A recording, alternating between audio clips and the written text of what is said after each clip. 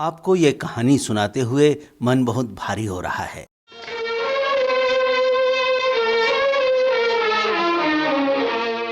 जिंदगी में ऐसे कई मोड़ आते हैं जब लगता है हर तरफ निराशा ही निराशा है।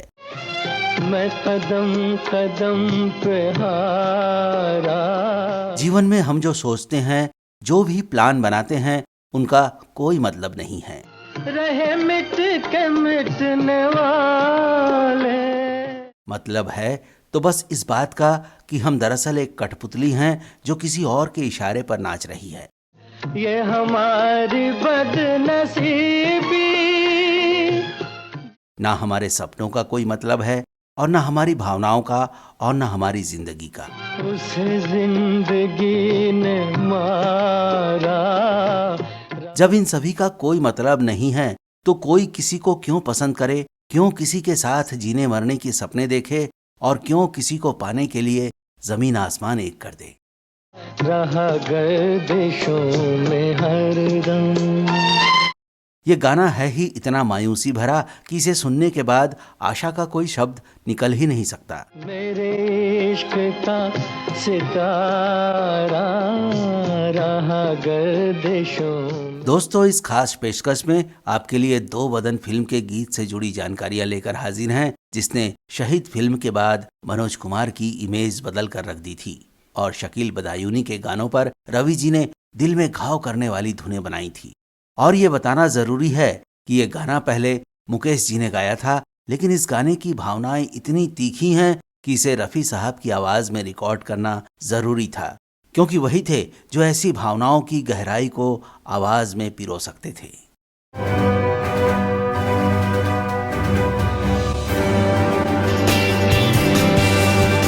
एक तरफ प्रेमिका की शादी का मंडप सजा हुआ है तो दूसरी तरफ आशिक खून के आंसू रो रहा है।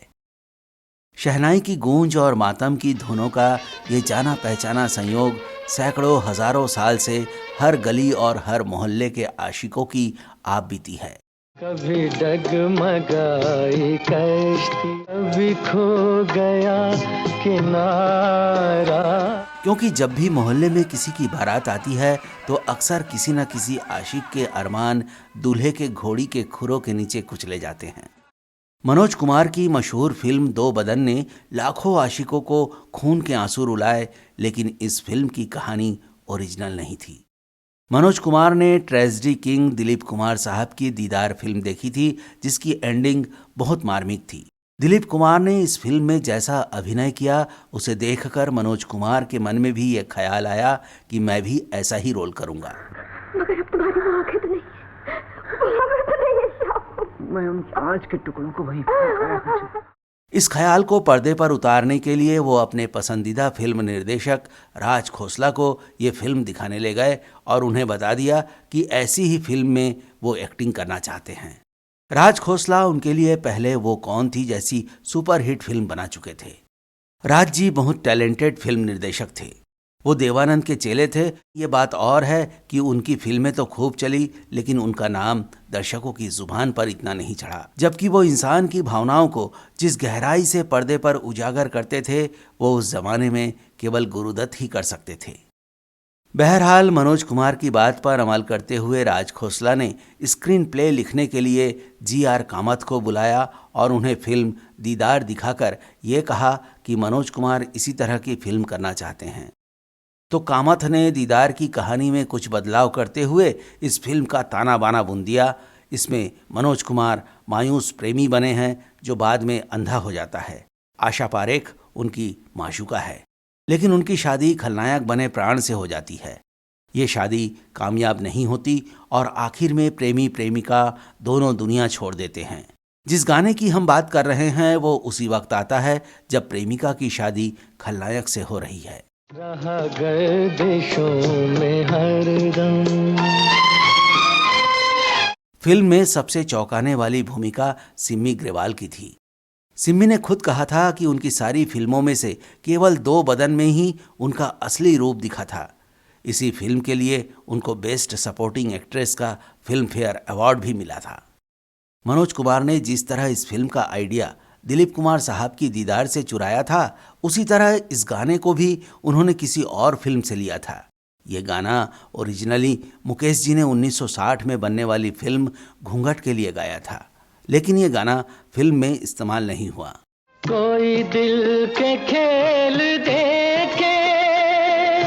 दर्द भरा ये गाना मनोज जी और रवि जी को इतना परफेक्ट लगा कि उन्होंने जेमिनी स्टूडियो के मालिक SS वासन से ये गाना मांग लिया।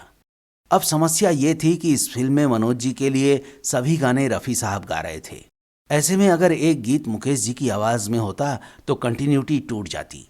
और दूसरी बात यह थी कि मनोज जी जानते थे कि इस सिचुएशन में रफ़ी साहब ही इस गाने की भावनाओं को पर्दे पर उतार सकते हैं, तो उन्होंने ये गाना उन्हीं से गवाने का फैसला किया। मेरे इश्क का सितारा। इस गीत के बोल लिखने वाले गीतकार शकील बदायूनी ने इसमें बहुत गहराई से आशिक के दर्द को शब्दों में पिरोया है, और संगीतकार रवि जी ने जो धुन बनाई है वो भी इस दर्द को कई गुना बढ़ा देती है।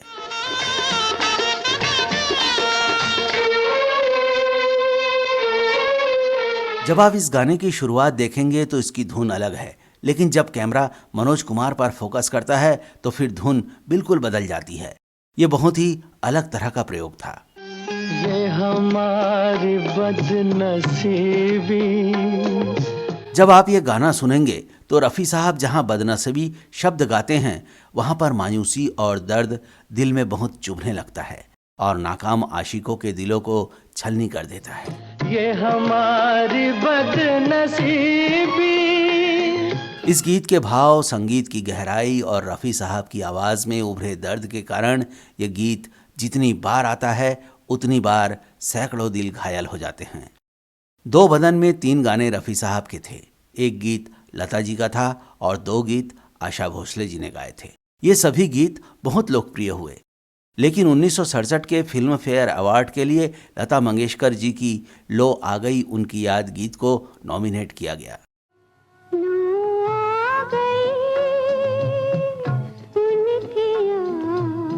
1966 में रिलीज हुई दो बदन बेहद कामयाब फिल्म थी। इसने बॉक्स ऑफिस पर सिल्वर जुबली बनाई। बॉक्स ऑफिस कलेक्शन के मामले में दो बदन ने देवानंद की कालजयी फिल्म गाइड को भी पीछे छोड़ दिया था। इस फिल्म के जरिए राज खोसला ने साबित कर दिया कि इमोशनल सीन और गीतों के पिक्चराइजेशन के मामले में गुरुदत्त के बाद उन्हीं का नाम आता है। शहीद के बाद मनोज कुमार का सर्वश्रेष्ठ प्रदर्शन दो बदन में ही दिखा था। तो दोस्तों, उम्मीद है कि ये पेशकश आपको पसंद आई होगी। आपका बहुत बहुत धन्यवाद।